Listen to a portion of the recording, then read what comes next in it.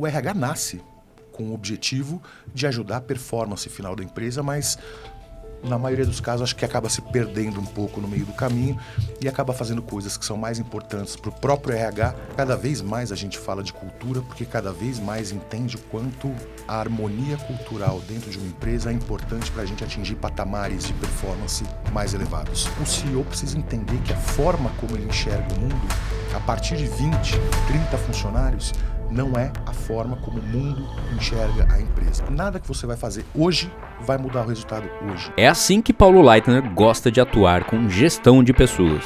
Direto ao ponto e sem firulas. Paulo ajuda pessoas nos desafios de carreira e liderança.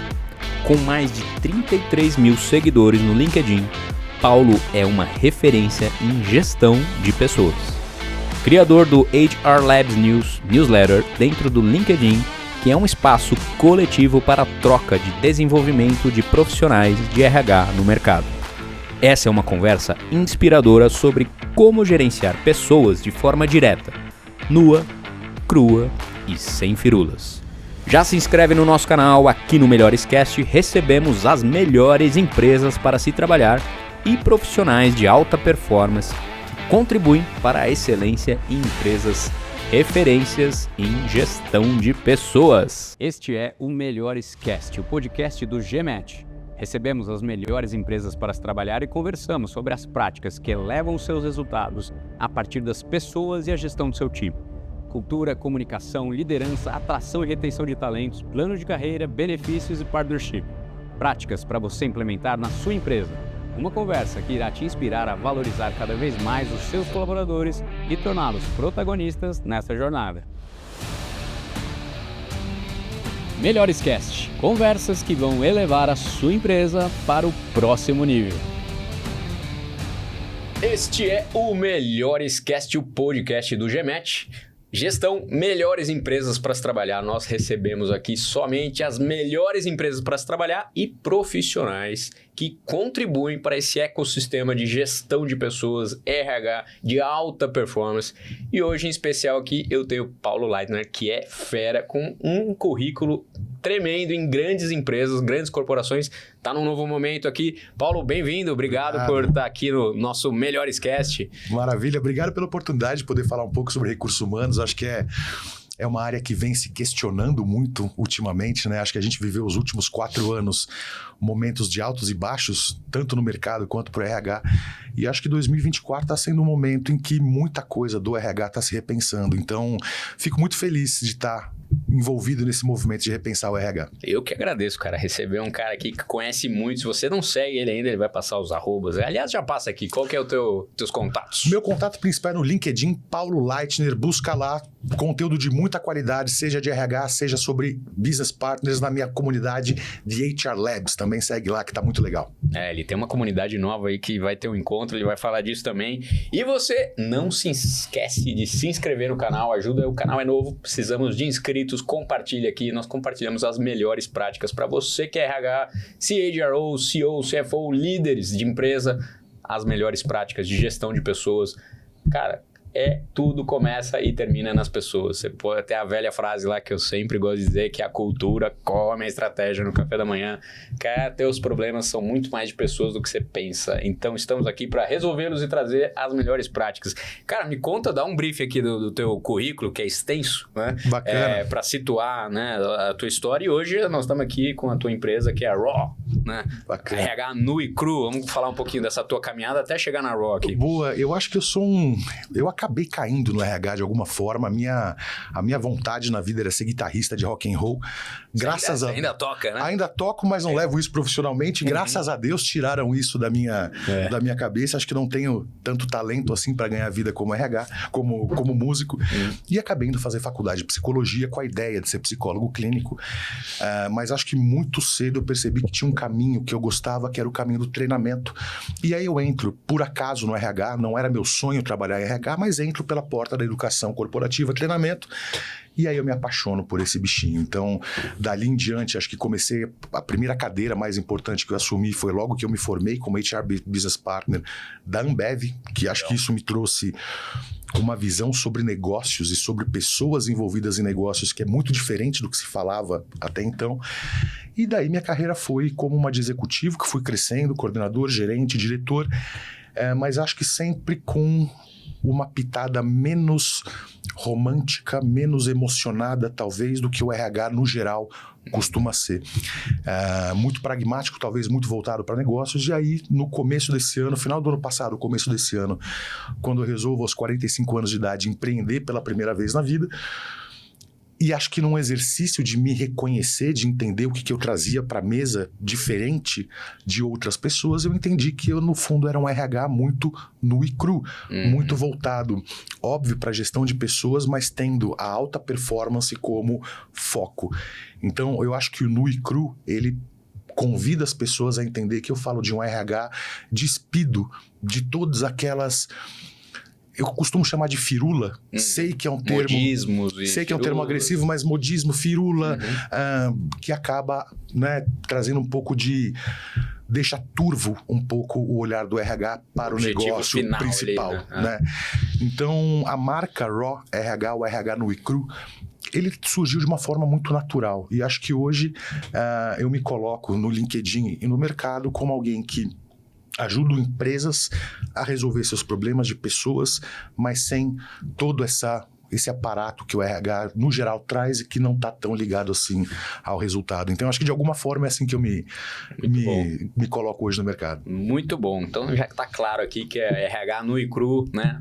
Eu acho que é muito interessante isso, porque realmente, como o RH é pessoas, ele vai plugando muita conversas, modismos, momentos, é um reflexo, né, da sociedade como um todo, mas a essência do RH é voltar para o negócio, né, é o RH de negócios, o RH de resultado, porque no final é isso que importa, né, então também vejo um momento do RH se reinventando, olhando mais para um RH estratégico, né, aqui a gente recebe só RH de altíssima performance, e no final, por mais que existam ali enredos e tal, no final é o resultado que importa, e aquele RH que está conectado com isso, ele tem uma carreira, né, de resultados, assim como você tem, né?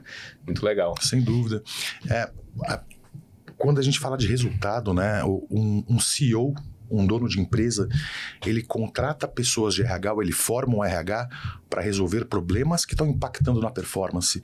Então, o princípio que leva uma área de RH a acontecer é o impacto na ponta, no resultado. Começa com um departamento pessoal, porque não dá mais para alguém do financeiro deixar de faturar para fazer folha.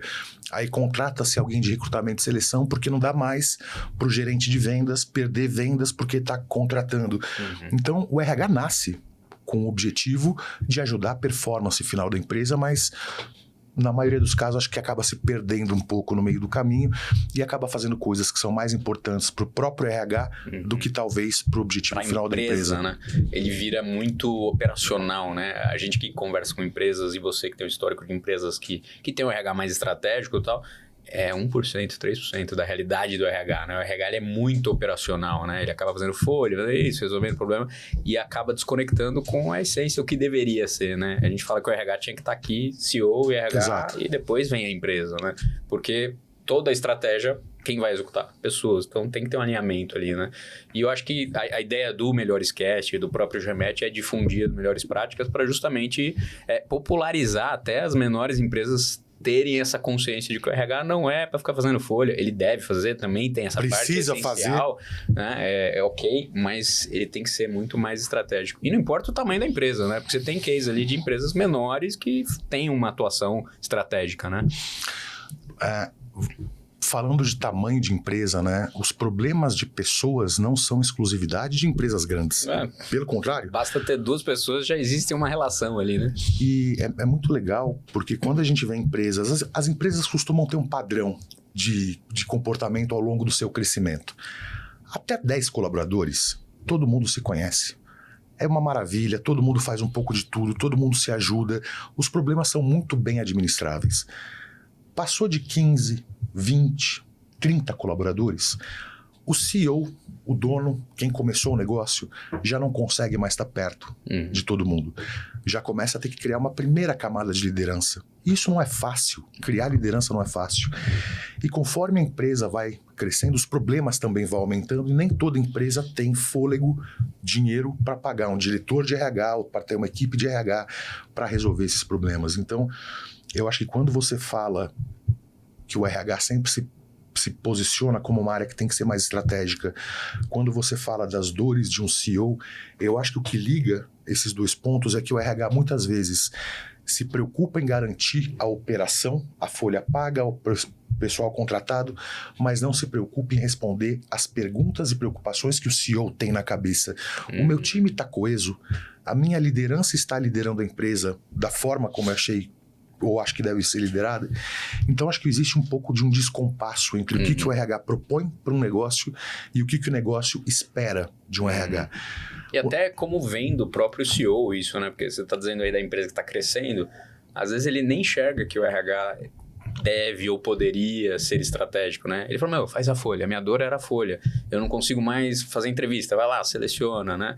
Mas é muito além disso, então talvez já vem de cima errado, aí ele contrata o RH que também está linkado com essa estratégia, não é tão estratégico e sim, é só operacional e assim fica, né? E acaba não desenvolvendo. E tem coisas que o próprio CEO tem que aprender antes de entender o que é um RH que pode ajudar de forma estratégica. Tem que partir dali, né? O próprio CEO tem que entender que você não pode tratar pessoas salarialmente sem ter um critério que equipare essas pessoas de alguma forma. Então, não é incomum que os CEOs e donos de empresa vão entendendo a importância do RH conforme eles vão sentindo dores novas. Talvez um CEO de uma empresa que nunca teve 30 funcionários não entenda a importância que um CEO de uma empresa de 100 funcionários dá para o tema liderança, por exemplo.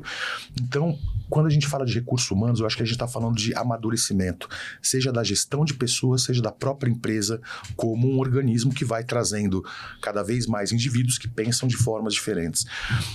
Mas eu concordo contigo, eu acho que hoje existe sim uma disparidade entre o que CEOs esperam de um RH estratégico e o que os RHs efetivamente estão conseguindo entregar. Eu acho que é o papel nosso ali como liderança e como pessoas de mercado, assim como você, é difundir, né, o melhor, o que há de melhor, até onde pode o RH atuar, porque de fato, né, a gente está inserido num contexto de empresas grandes que tem toda essa estrutura, mas não é a realidade, a maioria... 90% não tem, é uma estrutura operacional só, né, mas cabe a nós elevarmos, e aqui o propósito é esse justamente, né, cara. Vamos falar um pouquinho, assim, do começo, e para mim começo é cultura, né? É a base de tudo, assim, né? Se não tem uma cultura clara, definida, ela sempre existiu, mas hoje está sendo nomeada, né? Cultura é algo... A conversa de cultura é algo meio recente, assim, né? Ela sempre existiu, tá lá, mas ninguém falava disso. Agora está se falando e está olhando para ela e está percebendo que ela é essencial, ela é estratégica para, inclusive, nomear e entender o caminho, né? Como que você vê isso hoje, essa aplicação da cultura, a tua experiência com cultura nas empresas? Eu acho que cada vez mais a gente fala de cultura porque cada vez mais entende o quanto a harmonia cultural dentro de uma empresa é importante para a gente atingir patamares de performance mais elevados. Eu acho que o limite de lucratividade ou de produtividade de uma empresa não está na máquina que ela utiliza, não está nos computadores ou no programa que ela contrata, mas está na capacidade humana de produzir valor em nome da empresa.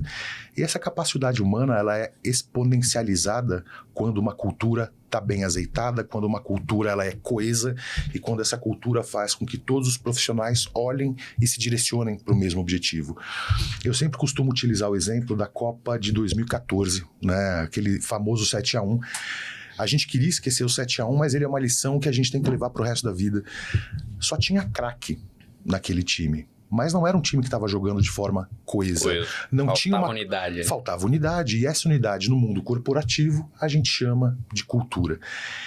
Então, eu acho que, de novo, o tema cultura ele vem ganhando espaço, seja nas rodas de RH, seja na cabeça e nas preocupações de CEO, porque começamos a perceber que é um time coeso que eleva a barra de resultado.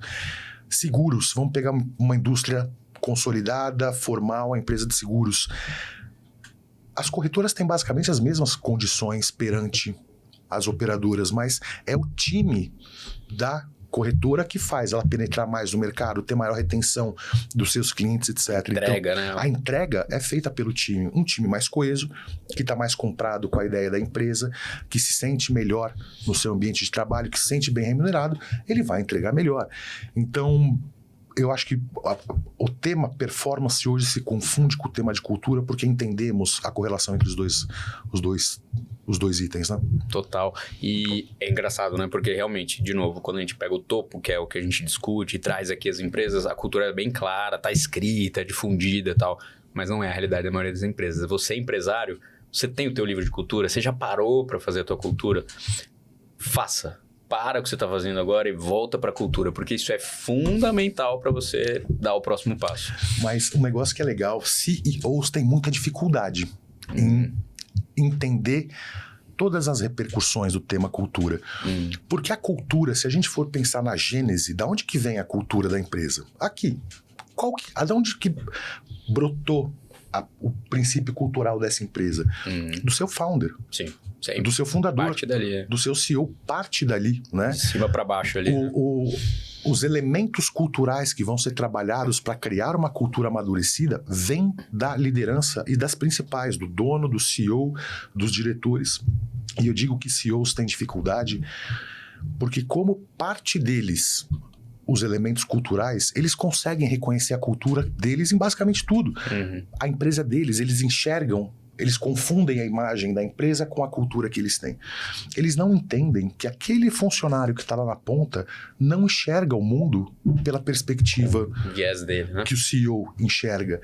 Quando o CEO se sente orgulhoso porque seu time trabalhou até um pouco mais tarde para atingir um resultado excepcional, talvez aquela pessoa lá na ponta não esteja enxergando isso. Esteja enxergando, putz, olha só, estão fazendo eu ficar até mais tarde aqui para colocar mais dinheiro no bolso.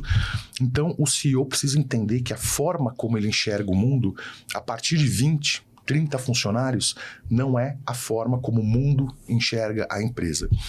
E quando ele se percebe disso, que a cultura não acontece só porque ele imagina o mundo daquela forma, ele começa a entender que a cultura tem que ser algo construído, que aquilo que está na cabeça dele, que representa o tema empreendedorismo, tem que ser dado nome o que é empreendedorismo para quem está lá na ponta. Quem está lá na ponta precisa entender da mesma forma que às vezes esticar meia hora no horário para conseguir um resultado importante não é exploração, é você superar os seus limites. Isso você faz comunicando, divulgando os seus valores, falando da sua cultura, dando nome, nomeando. Cultura não é algo que você cria de um dia para a noite, você não cria por e-mail, você cria trazendo o tema cultura para o dia a dia da empresa. O CEO tem que falar de cultura frequentemente para que o público, quem está ali, entenda que aquilo é importante para a empresa.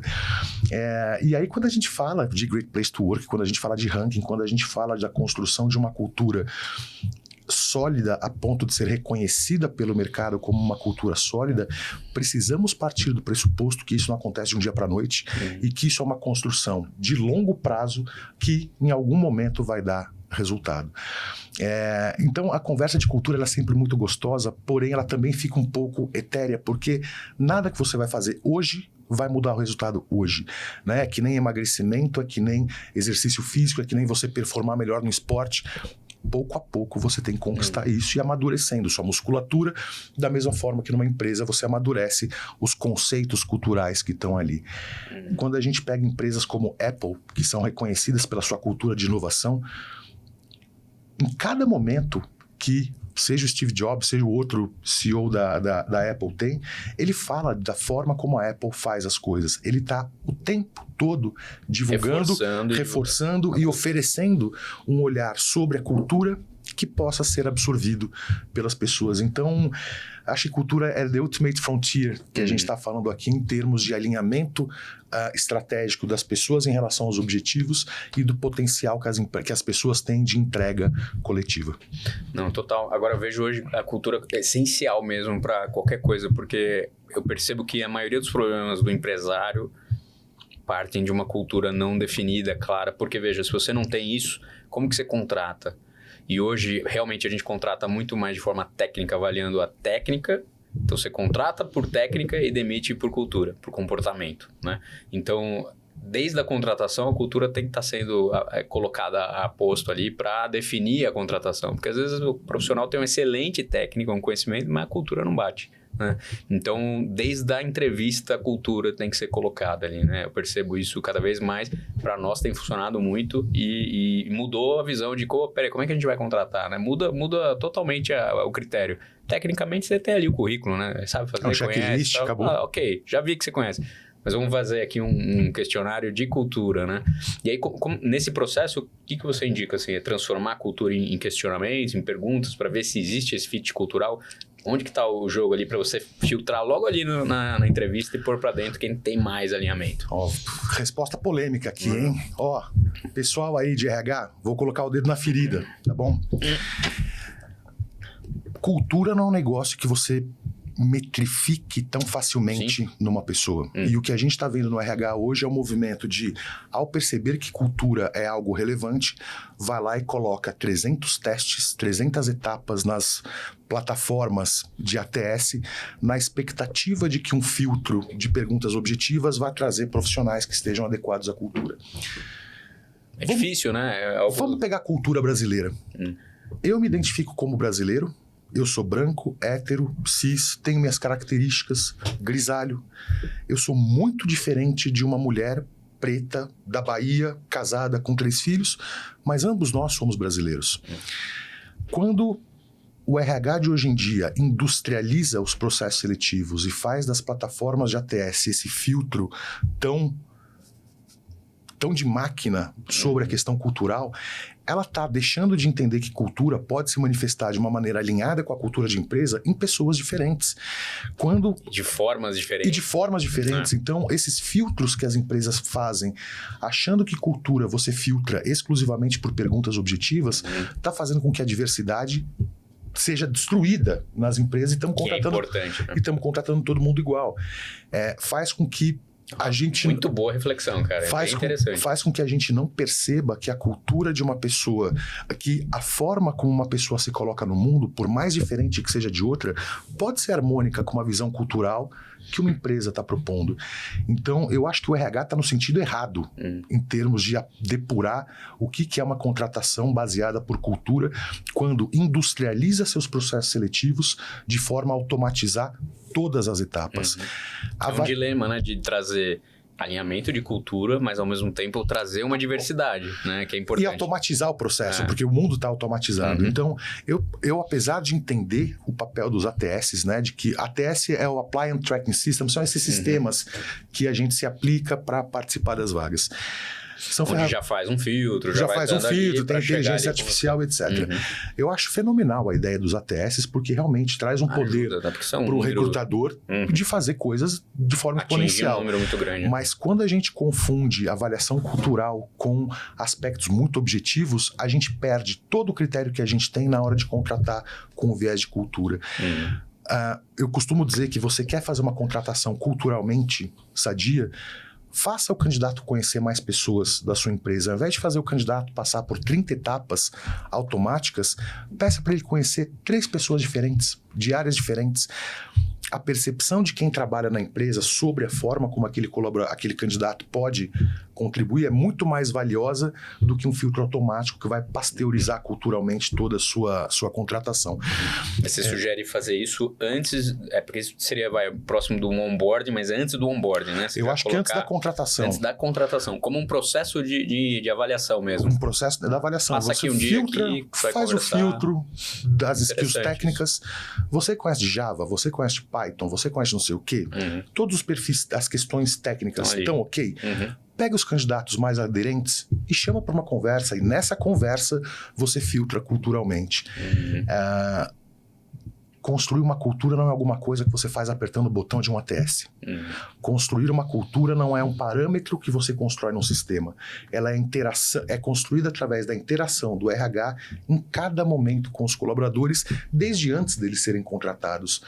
Um candidato, quando entra em contato com uma vaga, ele já está entrando em contato com a cultura da empresa. Um anúncio de vagas que começa com prezado candidato é muito diferente de um anúncio que começa com embarque na gente nessa aventura.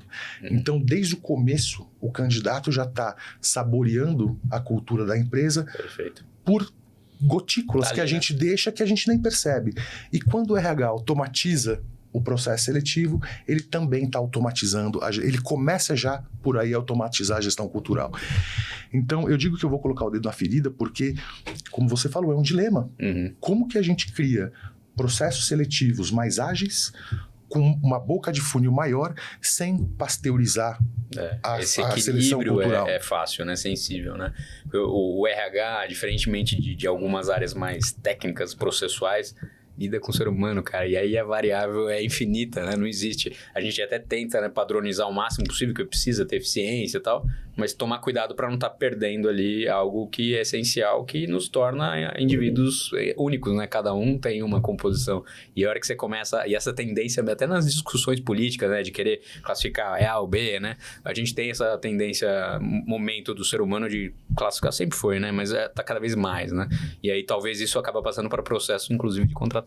Tem que tomar um cuidado. Ó, fica aí a dica, porque acho que realmente é uma boa divagação ali e fica o gancho ali.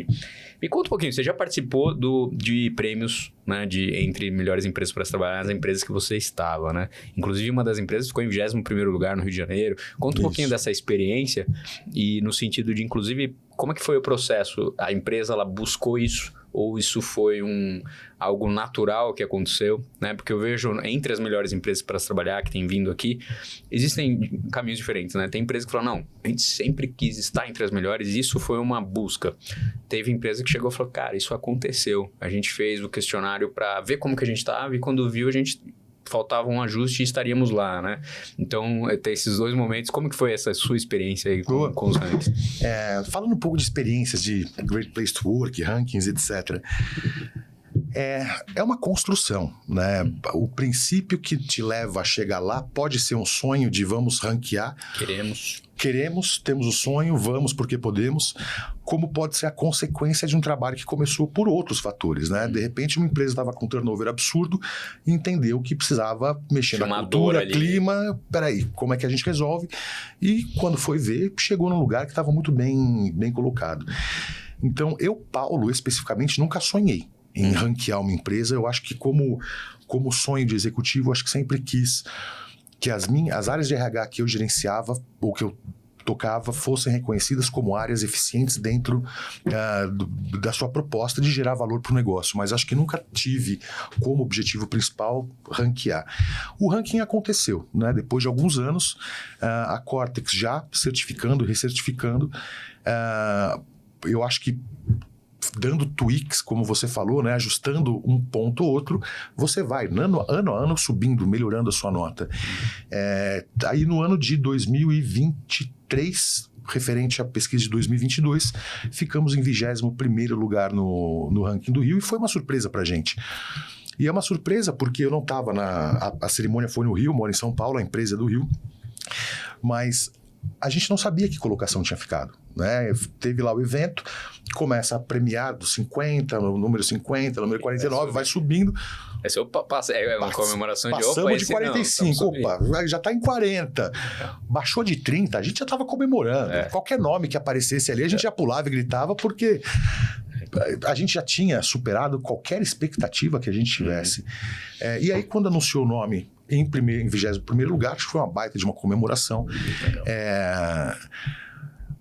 E é muito legal, porque eu acho que a gente percebe que fomos reconhecidos por um esforço que tivemos, mas 2 semanas depois do prêmio, a gente já tinha esquecido aquilo tudo e a gente já estava olhando quais os pontos que a gente tem que melhorar, que estão agredindo o nosso clima hoje.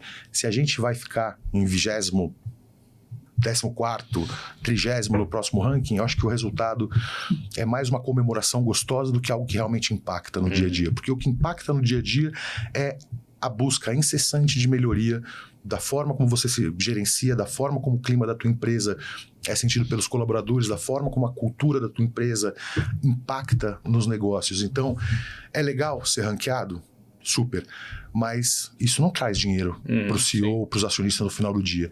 O que traz dinheiro é o caminho que você faz para chegar até lá. Eu acho que eu percebo que talvez o maior ganho das empresas que entram em ranking é justamente isso, assim, tá. E agora onde a gente pode melhorar? Essa busca constante, né? Porque assim, ninguém fica comemorando para sempre, você celebra no dia, mas e aí, o que dá para melhorar?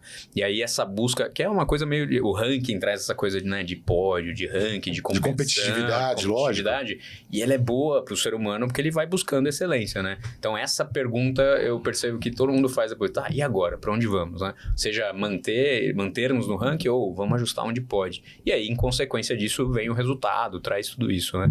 Cara, me diz uma coisa, em 25 anos de RH, o que você percebe de transformação, que não são poucos, né? Mas o que você percebe lá de quando você começou para hoje? O que você percebe de momento do RH também, olhando para frente, assim, até como um recado, assim, de, cara, é aqui que eu acho que tá o caminho, né? Para onde tá indo esse gestor de pessoas. Bacana. Pô, 25 anos, 26, vai para 26 de RH, comecei em 99 para 2000. Eu acho que até 2020 foi, cara, quase tudo a mesma coisa, você quer saber. O mundo mudou. Até 2020? O mundo depois da pandemia, o mundo pro RH depois da pandemia... O impacto foi gigante. Completamente diferente do que é antes da pandemia. É óbvio que houve evolução de 99 para 2020. Teve rede social, teve internet, teve conectividade, um monte de coisa. Mas acho que o RH em específico, eu não estou falando só pela questão de home office, etc., mas eu acho que o RH em específico, nos últimos 4 anos, teve que se transformar muito mais do que nos últimos 20. E eu te explico por quê. Óbvio que tem a ver com a pandemia, mas eu não quero polarizar a discussão aqui no remoto e no presencial, que é a discussão que acaba vindo à tona quando a gente fala de pandemia. Mas não é só isso, né? Mas não é só isso. As consequências não são só essas da pandemia. Sim. O ponto é, eu acho que nos últimos 4 anos, de 2020, do momento que começou a pandemia até agora, o RH foi do 0 aos 100 km por hora e de novo do 100 km por hora para 0. E eu te explico. Quando começou a pandemia, todo mundo precisava contratar. Todas as empresas quiseram se digitalizar, todo mundo teve que lançar um produto digital, faltava mão de obra, tinha que se readequar, faltava profissional de tecnologia, faltava profissional técnico para desenvolver essas coisas. E nesse ambiente de escassez de mão de obra, o RH cresceu. Cresceu porque precisava ter mais recrutador para contratar mais gente. Precisava de alguém para cuidar da tal da marca empregadora, porque senão você não atrai os melhores.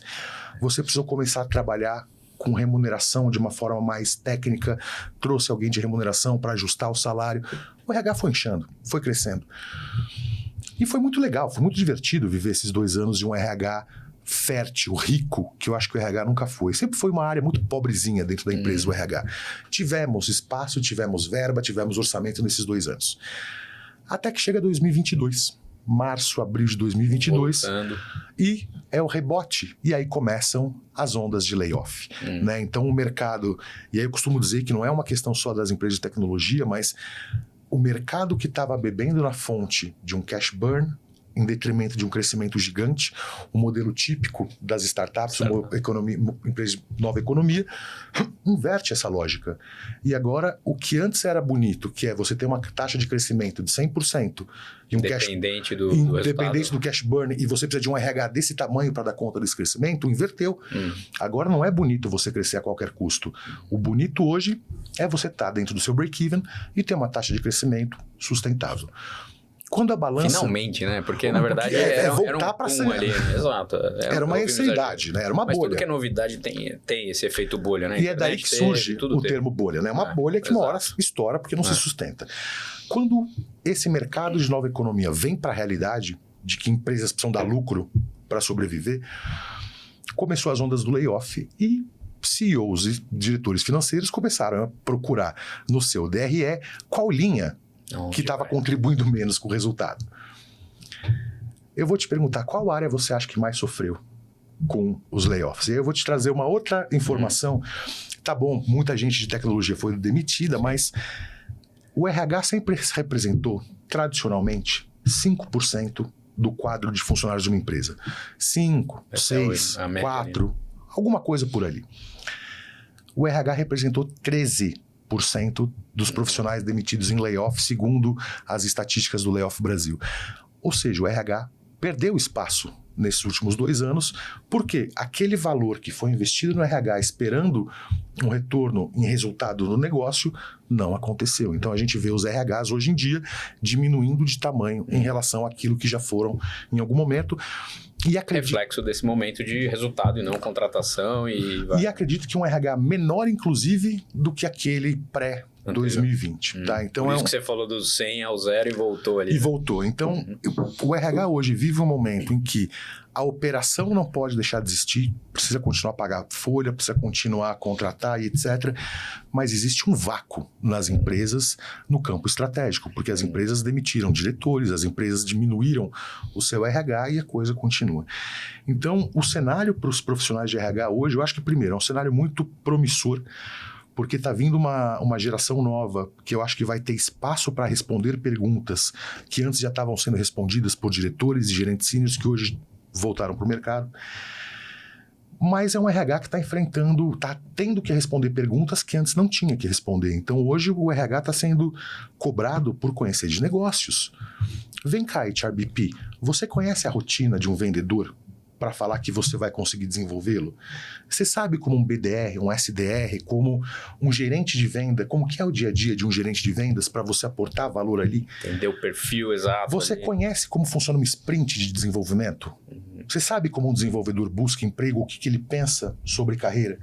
Então, hoje, os profissionais de RH, o que a gente está vendo no RH hoje é, primeiro, muita gente de outras áreas entrando no RH, o que me parece um movimento extremamente sadio para o desenvolvimento da área, trazendo novas visões ali, né? E trazendo para o RH conhecimento de negócio, que é algo que o RH carece. Sempre se blindou. O RH sempre bebeu da sua própria fonte, fazia suas próprias coisinhas e deixa que de negócio os outros entendam. Agora, eu acho que esse movimento todo que as empresas buscam um RH que realmente impacte no negócio, está fazendo com que pessoas de áreas de negócio venham para RH. Você, como eu comentei, acho que aqui agora há pouco, né, que eu estou com uma comunidade chamada The HR Labs. É uma comunidade que basicamente visa compartilhar esse tipo de pensamento com o público de RH. E boa parte dos nossos seguidores são HRBPs que vieram de áreas de negócio. Então, muita gente de tecnologia, que entende de tecnologia e começa a se interessar pela gestão de gente, começa a ocupar cadeiras de HRBPs para tecnologia. Então, se profissionais de RH não abrirem o olho e não entenderem que para trabalhar numa empresa você precisa aprender a resolver problemas da empresa, esse pessoal vai sofrer. Precisa se adaptar a essa nova realidade, né? O RH está cada vez mais requisitado para outras atividades, né? Não só ali contratar, fazer operacional, né? Porque senão ele vai ficar ali também num nível operacional e o teto vai ser sempre muito baixo. Né? Exato. Você falou de geração, cara. O que você vê de conflito de geração? Que esse é um assunto também que gera muita fricção e bate com a cultura das empresas, né? Geração Z, enfim, conflitos de gerações, né? Hoje a gente tem empresas 4 gerações, né? Coisa que antes você tinha 2, né? Hoje, até pela longevidade da pessoa que e a permanência das pessoas. Permanência, cada vez mais idosos vão continuar trabalhando. Hoje não é nem mais idoso, uma pessoa de 60, 70 tá trabalhando normal, né? E tá pegando o cara de 60, 70, 50, 30, 20 e o jovem ali, né? Então, até recentemente veio uma profissional aqui que estava indo resolver uma consultora de RH, resolver exatamente isso, porque eram 4 gerações e ninguém conseguia se falar, e aí estava travada a empresa. Como que você vê isso? Essa importância de você ter essa harmonia, né, num momento tão delicado aí de confronto de gerações? Obrigado pela pergunta, não só pelo tema, mas pelo ângulo que você entrou na conversa. Primeiro, eu acho uma chatice a maioria das conversas que a gente vê por aí sobre geração, porque ficam restritas a criticar a tal da geração Z, a geração Y. Eu acho que o teu ângulo, quando você pergunta como gerações podem conviver num ambiente único, é muito mais interessante do que o que você acha da geração Z. Sim. A geração Z está em muita evidência hoje, né? Porque acho que é uma geração muito diferente das que vieram anteriormente, uma geração nativamente digital, e que vem sendo muito criticada, mas eu acho que essa crítica talvez seja no mesmo tamanho que a minha geração sentiu pela geração dos meus pais. Conflito sempre existiu. Conflito geracional sempre existiu.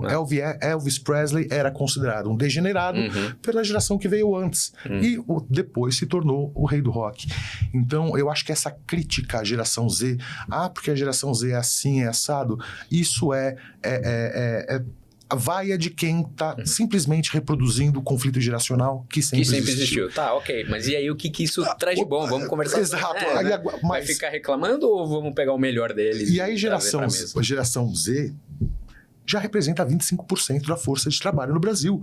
Galera com até 25 anos, já tem gerentes com 25 anos. A geração Z já está chegando nas cadeiras de liderança. Então, eu acho que as empresas de hoje, como você falou, se deparam com um desafio diferente. Não que é gerenciar a geração Z, mas é como você falou, gerenciar 4 gerações convivendo em um só ambiente.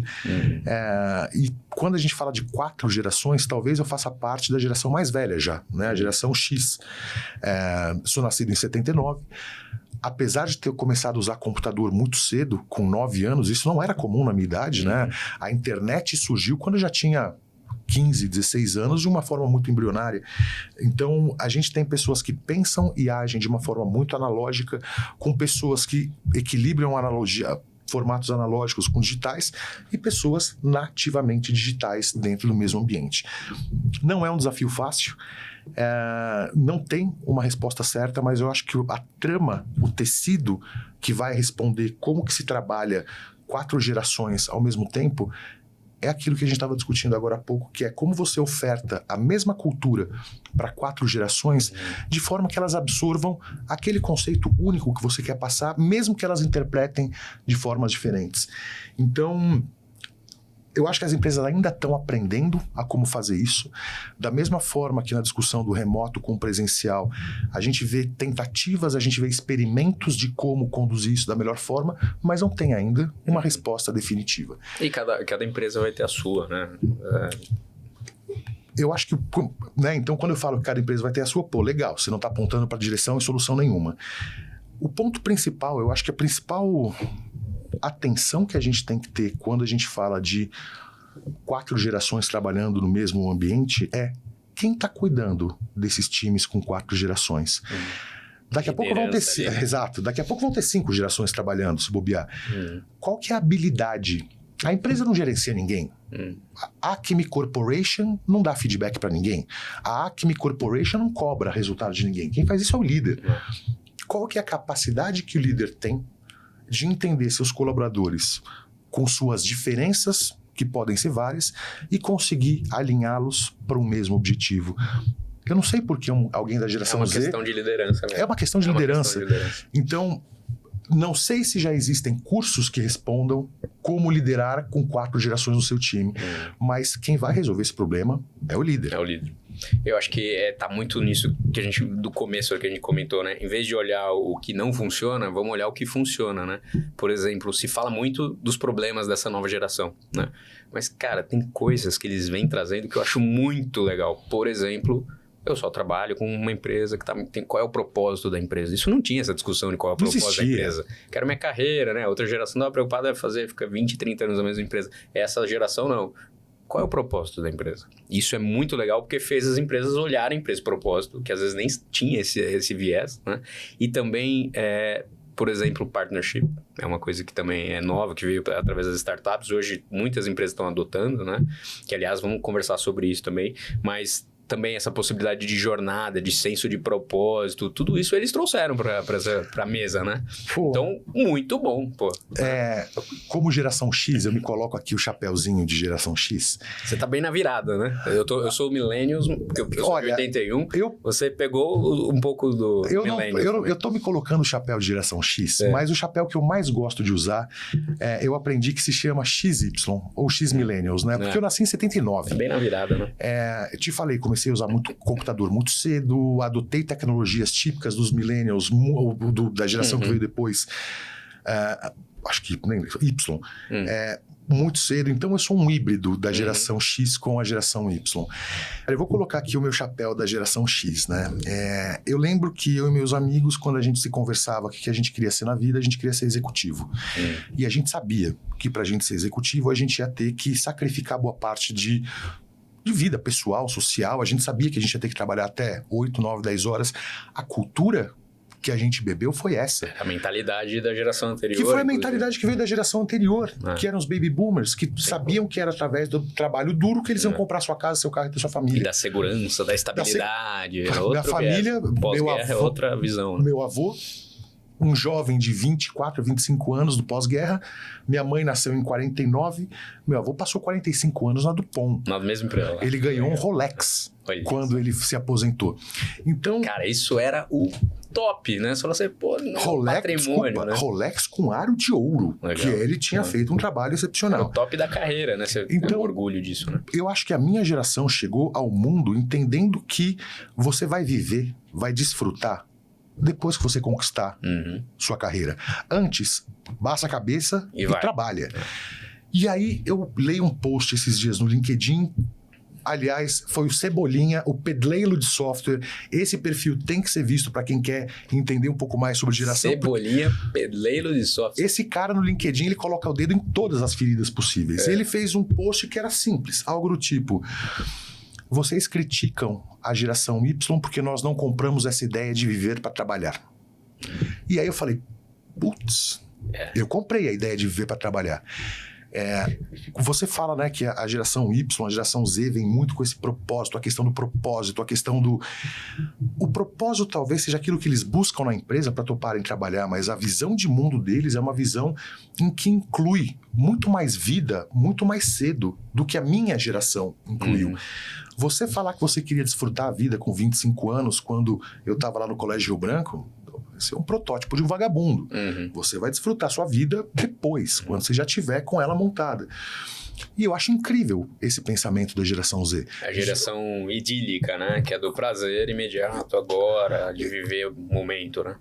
Eu acho que de aproveitar a vida. Aproveitar a vida. E é algo que eu hoje percebo. Eu não aproveitei minha vida como eu poderia ter aproveitado se eu vivesse num mundo um pouco mais equilibrado. E aí, quando a gente, voltando a falar desse ciclo 2020, 2024, onde a gente está vivendo hoje, uma discussão que ainda não se encerrou foi do remoto com presencial, com híbrido e etc. A gente estava até conversando disso antes de começar a gravação. Bora falar de home office.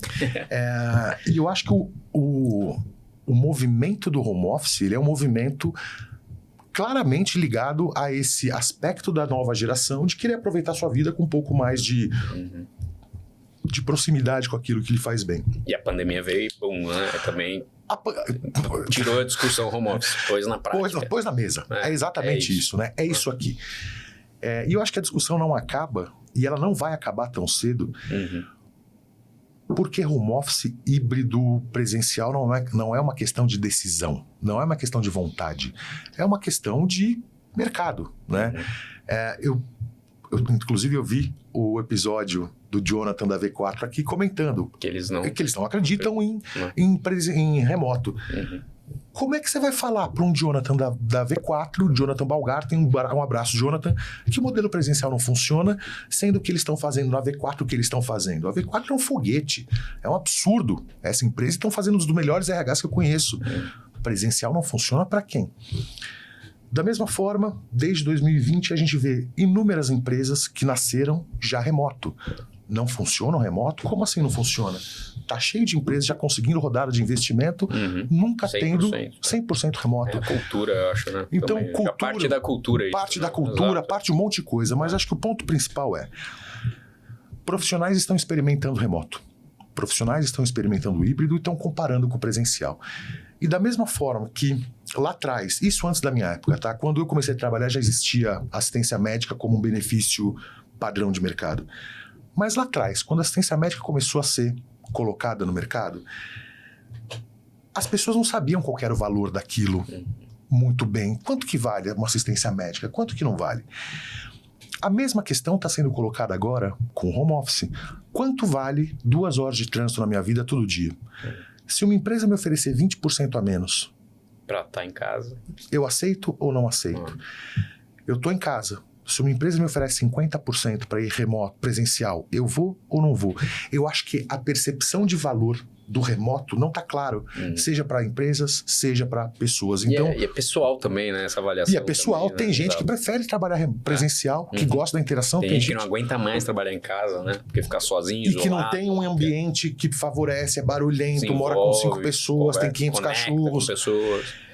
Mas eu acho que o remoto é uma instituição que veio para ficar na cesta salarial das pessoas. E para alguns segmentos faz total sentido, para outros menos, né? Tem isso também, né? Então, por exemplo, a gente tem muito cliente aqui de agência publicidade. Cara, virou remoto e não voltou, porque o funcionário trabalha de madrugada, ele entrega ali dentro do deadline do projeto, uma geração mais nova que também prefere. Ok, então existem modelos de negócios que funcionam ou não, e tem também a cultura da empresa. Do dono da empresa. Fala, cara, eu não quero, não gosto, ponto, acabou. Né? Eu acho que no fim é bom que tem opções, né? Falando em performance, de fato, entre as melhores empresas para se trabalhar, tem empresa que é 100% remota. Então funciona, né? Não é que não existe uma fórmula, mas é a cultura e como a visão do fundador, do dono da empresa, e a cultura da empresa que vai determinar isso, né? Mas é o que você comentou. A partir do momento que você escolhe eu sou 100% presencial, você está abrindo mão de profissionais que querem o híbrido remoto. Porque hoje a gente entrevista muita gente, é remoto? Não quero presencial. Ok, ponto. E no final virou mais uma questão cultural de, olha, aqui a gente, por exemplo, né, a empresa tem ou não tem esse benefício. Então não quero trabalhar. Ela tem ou não tem o remoto. Quero ou não trabalhar. E tudo bem, né? Não tem resposta certa assim também, né? Mas gera bastante fricção, né? Mas tem um outro lado aí, né? A gente fica muito na discussão do remoto, do presencial, pela perspectiva da cultura. É óbvio que essa perspectiva é importante, mas ela não é a única que está em jogo. Quantos profissionais existem em São Paulo e quantos profissionais existem no Brasil? Quando você contrata em São Paulo, você está disputando o mesmo profissional com um monte de gente.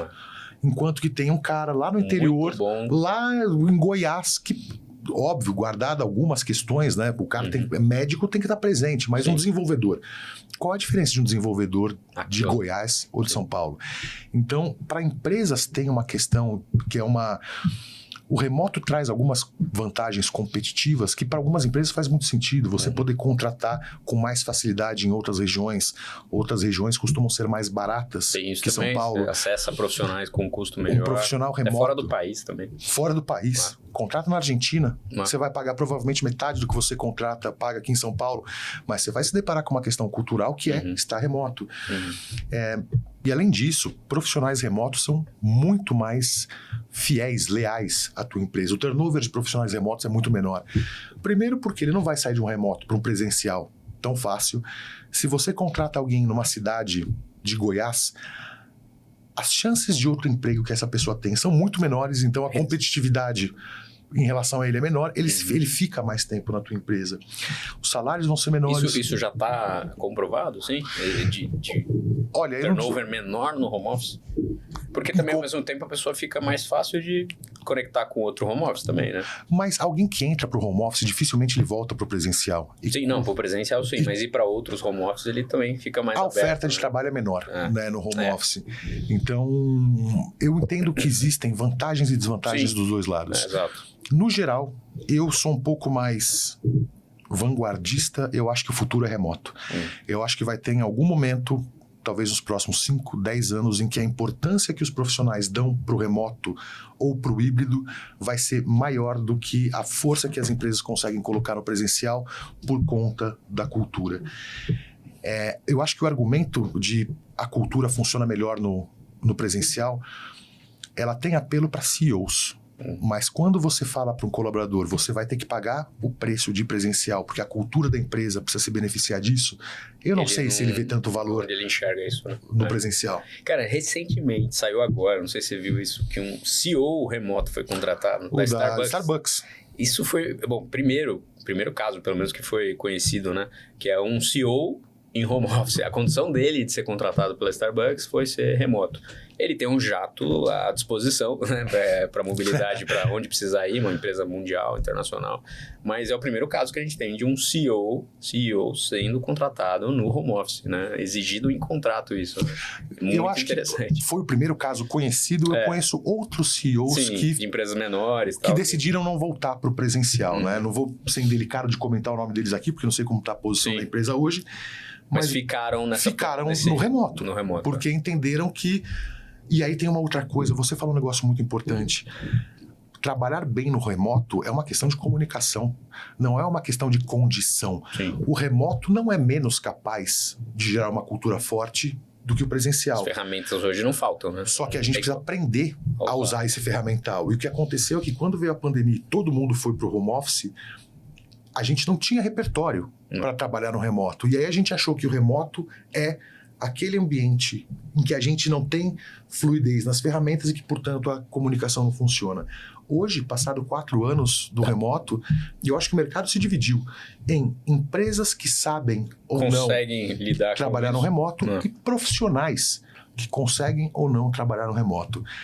Você vai ver um profissional que trabalha no remoto, ele tem no mínimo 2 monitores, ele está com um belíssimo de um fone de ouvido, ele tem um bom microfone, seja de lapela, seja não sei o quê, mas ele sabe trabalhar no remoto. Ele trabalha com as 2 telas, ele tem 300 abas abertas e ele não se perde, ele está conectado muito mais.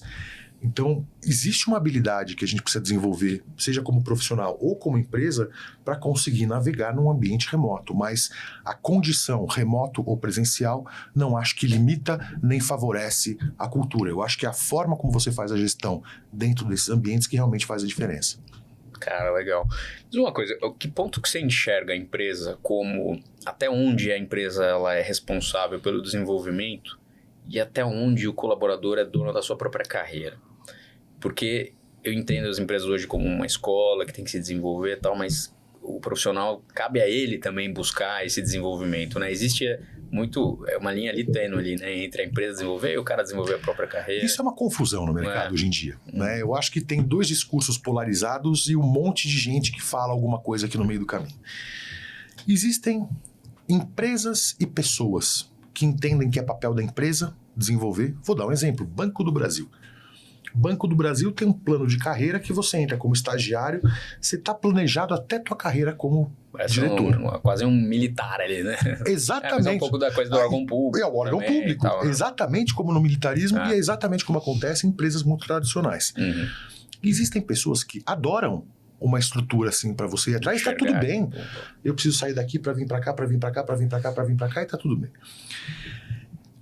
Eu acho que este modelo mais planificado, no qual a empresa era mais protagonista, ele é um modelo mais antigo, ele é um modelo mais convencional, e eu acho que conforme o mercado foi evoluindo, hoje, para determinados ambientes, e acho que eu defendo muito essa ideia, não tem que ter plano de carreira uma empresa, ou não é necessidade, a empresa não tem a obrigação de engessar o caminho, de engessar o caminho e planificar o desenvolvimento do negócio por conta da carreira de alguém.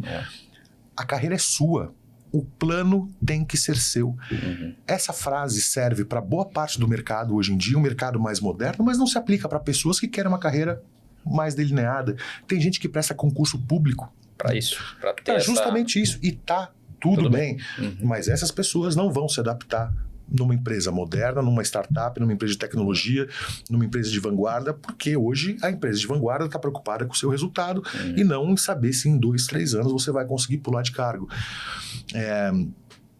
Existe o outro lado da moeda também, não dá para ser uma bagunça. Sim, né?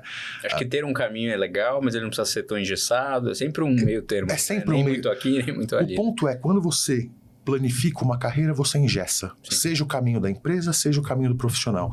Quantos profissionais eu conheci que começaram na carreira de vendas e depois foram para o marketing e acabaram se tornando um CRO que, se tivesse uma carreira planificada, ele não teria ele não teria chegado até lá. Então, a questão de planificação de carreira ou não, eu acho que é uma questão de empresas e colaboradores, e é bom que colaboradores busquem empresas que ofereçam um ambiente em que ele se sente à vontade. Se você se sente à vontade num ambiente mais planificado, Não busque uma startup. Se você quer um ambiente um pouco mais dinâmico, em que você pode se desenvolver em diversos lugares, não busque uma empresa completamente planificada. Mas eu acho que os profissionais mais modernos, mais bem preparados e darwinianamente mais adaptáveis são aqueles que entendem que a carreira é sua e que, portanto, o plano é individual. Que no final é mesmo, né? Por mais que você tenha um plano, né? E aí, linkando com isso, um outro assunto que eu quero puxar com você que tem a ver com isso, que é justamente isso. Antes, você citou o Banco do Brasil, né? Pô, você entrou aqui estagiário, assistente, gerente, vai subindo a diretor. Hoje o cara entra na empresa, ele pode virar sócio. Em 1 ano, 2, o cara entrou num modelo de partnership, né? Então, aproveitando a mudança essa, né? Vamos falar de partnership, que você tem uma experiência forte em startups, né? Que trouxeram isso para o mercado e hoje muitas empresas adotam partnership, né? Como é que você vê essa ferramenta, assim... Até prós e contras disso, acho que é legal falar, porque todo mundo fala dos benefícios, tá? Mas o que você vê de problema e esse assunto do partnership, como que você enxerga? Antes de responder, eu quero dar um passo atrás e dizer que eu acho o mercado brasileiro um mercado pouco amadurecido em relação àquilo que acontece lá fora.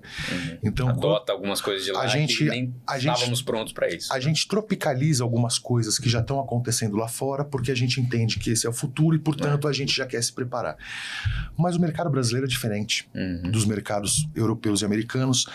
Primeiro porque o desemprego aqui é maior. Está em queda, mas a gente ainda tem bastante gente desempregada. E isso faz com que a relação de trabalho e empregado seja diferente do que acontece lá fora. E o preparo também é diferente, né, das pessoas. Por que o tema liderança e cultura está sendo falado no Brasil hoje com muito mais intensidade, enquanto lá fora isso já é normal há anos? Porque aqui no Brasil você contrata em 3 semanas. Um analista de RH seu pediu desligamento, em 3 semanas você consegue colocar um outro lá. Nos Estados Unidos, vai lá tentar contratar. Você vai demorar 3 meses para achar alguém com aquele perfil. Então, eu acho que o mercado brasileiro, no geral, e não quero aqui ofender ninguém, mas é uma análise que eu estou fazendo, o mercado brasileiro, no geral, ele tem facilidade em substituir seus profissionais. E aí ele acaba não utilizando... Até pelo critério de contratação, né? Não só pela oferta de profissional, mas também do critério, às vezes, pobre de resolver rápido o problema, põe alguém lá, né? Então, tem isso também. Essas ferramentas sofisticadas de gestão de pessoas, stock option, partnership, elas acabam sendo ou mal implementadas no Brasil, ou ainda são embrionárias perto do que está acontecendo lá fora. Pela maturidade do mercado. Não estou falando da liderança como do funcionário. Não estou falando que CEOs... Não, é que o mercado ainda tem uma dinâmica em que você não precisa estabelecer um vínculo tão longo com o profissional, porque se ele sair, você consegue contratar outro logo em seguida. É óbvio que isso não se aplica a todas as pessoas. Sim. Alguém que começa um negócio contigo, ele tem uma relevância muito maior do que alguém que chega como 100º colaborador, porque ele permeia quase que tudo aquilo que acontece. Então, quando a gente fala desses incentivos de longo prazo, no fundo, uma sociedade é um incentivo de longo prazo, porque o teu salário não vai aumentar agora, mas a tua expectativa é que com isso lá na frente... Olhar no valuation. No valuation. Né? E aí vem a questão da maturidade, né? Porque você falou, pô, o que é valuation, né? A pessoa nem sabe. Nem sabe que é um valuation. O americano já tem isso, o americano investe em bolsa, ele conhece. Pergunta para alguém de RH como é que se faz um valuation de uma empresa. Não sabe, já parte aí. Já parte por aí. Exato. O que eu vejo empresas colocando um modelo de partnership bem feito é uma adaptação mesmo, né? Não é exatamente o que é lá, mas assim, inclusive de conhecer e ensinar isso, né? Agora você tem que ter um olhar no valuation. O que é valuation? Como é que é, né? Então, nem todo mundo, e a maioria dos funcionários, nem tem esse olhar, nem sabe o que é, né? Então, começar a educar eles, né? Então, e eu vejo também partnership sendo colocado em etapas, assim, né? O tal do vesting, de você ir, né? A partir daqui, também acesso à informação. A maioria das pessoas não tem maturidade para você abrir os números da empresa, né? Então, eu vejo o partnership meio fatiado, como lá já, você virou sócio, pronto, o cara já sabe o que é valuation, já olha número e tal. Aqui não, aqui você precisa fazer essas etapas, que é justamente essa imaturidade que você colocou, né? E quando a gente fala de incentivo, quando você fala de partnership, eu tenho vontade de falar de incentivos de longo prazo, porque partnership é um deles. né? Também acho que empresários brasileiros o fazem muito mal. A gente acha que tem que copiar tudo. A gente acha que tudo tem que ter uma metodologia super sofisticada como Stock Option. Porra, vai aplicar um programa Stock Option. É difícil pra caramba. Mas quando a gente entende que o que o colaborador quer é se ver no longo prazo, se desenvolvendo numa empresa, isso abre tantas outras oportunidades para a gente. Você não precisa ter um contrato hiper sofisticado de stock option, ou você não precisa ter um contrato hiper sofisticado de partnership para você chamar suas key people ali, pessoal-chave, e falar, galera, tá aqui, vou distribuir tanto se a gente chegar nesse resultado daqui às vezes o olhar dele não tá nem pra anos. isso. O salário de desenvolvimento é mais importante do que então, volto a falar da imaturidade do mercado brasileiro na sua relação com o trabalhador, porque a gente não oferece para o trabalhador, para o profissional, para o colaborador, seja o termo que você quiser utilizar, eu quero fugir completamente de qualquer viés político aqui. As empresas não oferecem para o profissional um olhar de longo prazo de onde eles podem chegar se a empresa der bem. Eu não estou falando de carreira aqui, não. Alguém pode continuar na lista por 20 anos numa empresa, mas se ele se desenvolver e ajudar a empresa a chegar lá, por que ele não pode ter uma participação nesse crescimento? Então, eu acho que o tema partnership ele começa a ser falado porque começamos a entender que o mercado brasileiro precisa começar a oferecer para profissionais uma visão de desenvolvimento de mais longo prazo do que só de um ano, que é o bônus, que é o ciclo de promoção e etc. Isso começa com as empresas mais amadurecidas, mais competitivas, aquelas que precisam reter os melhores profissionais, e aí falam, putz... Ele atrai um tipo de profissional que tem esse olhar também, mais de sócio também, né? Então ele dá aderência ali, mas nem todo mundo tem essa aderência, nem todo mundo quer, nem todo mundo se sente atraído por isso, né? Então acho que é uma ferramenta, né? Mas ela não pode se resumir a isso para todo mundo. Acho que tem que ter o desenvolvimento, outras coisas que atraem, né? São 5 salários lá que existem, não tiverem até mais, né? Tipos de salário, né? De educação, desenvolvimento, network, tudo isso, né? Emocional, né? Então não pode se resumir ao partnership, mas ele é uma ferramenta importante, mas atrai um perfil. O partnership é muito legal a gente entender que não vamos falar só de partnership, vamos falar de toda e qualquer forma de remuneração. É um incentivo. E incentivos, né? Incentivos apontam a direção para a qual as pessoas têm que ir. Incentivos apontam a direção na qual as pessoas têm que ir. Quando você faz uma campanha de incentivo, o vendedor que mais vender esse mês vai ganhar uma viagem pro Guarujá. Você está dando a direção para a galera. Quando você fala, se o nosso turnover for menor do que 20% ao ano, vocês vão ter tanto salário de bônus, você está dando uma direção para o RH. Quando você coloca esse incentivo numa perspectiva longa, você está dando uma direção para os colaboradores. E a direção é, não olhe para baixo, não olhe para o seu pé, não olhe para o caminho que você está trilhando, olhe lá para frente. E isso faz com que as ações dos profissionais não sejam imediatistas. Um recrutador que tem um stock option, um recrutador que quer que a empresa se valorize, ele não vai contratar alguém que é mequetrefe só para fechar a vaga, porque ele sabe que isso vai virar turnover para ele depois. Recrutador quer fechar a vaga, porque vaga aberta é problema para recrutador. Mas se ele está linkado com o futuro, ele vai falar, eu não vou fechar a vaga com esse candidato. Esse candidato vai me dar trabalho. Agora vai virar um problema. Eu prefiro procurar mais um mês, mas trazer um cara que vai levar a empresa mais lá para frente. Coloca isso na cabeça de um diretor de vendas. Um diretor de vendas é capaz de antecipar vendas para um ano para conseguir fazer seu bônus ser gordo. Isso é saudável para a empresa no longo prazo ou isso vai aumentar o churn a ponto de que daqui 2, 3 anos você vai sentir o impacto? Então, essa conversa sobre partnership... E muda de área para área. Né? E muda de área para área. Essa conversa de partnership, de stock option, temos que entender como é um incentivo de longo prazo. Incentivos dão a direção. Eu acho que esse é o melhor toque que eu posso dar aí para quem está pensando em partnership ou legal. Stock option. Muito bom. Cara, é o que você falou, né? Falar de RH, a gente fica aqui horas, assim, então já deixo o convite aqui para você voltar, assim, o também já evoluir. Para fechar, eu queria que você desse aqui um recado, assim, para o RH de alta performance. Onde ele tem que olhar, o caminho que ele tem que estar ligado. Falou assim, cara, se você não prestar atenção nisso, você tá com os tempos contados aí nesse novo RH. Boa. RHs. Cara, você precisa parar de se preocupar com o dia a dia.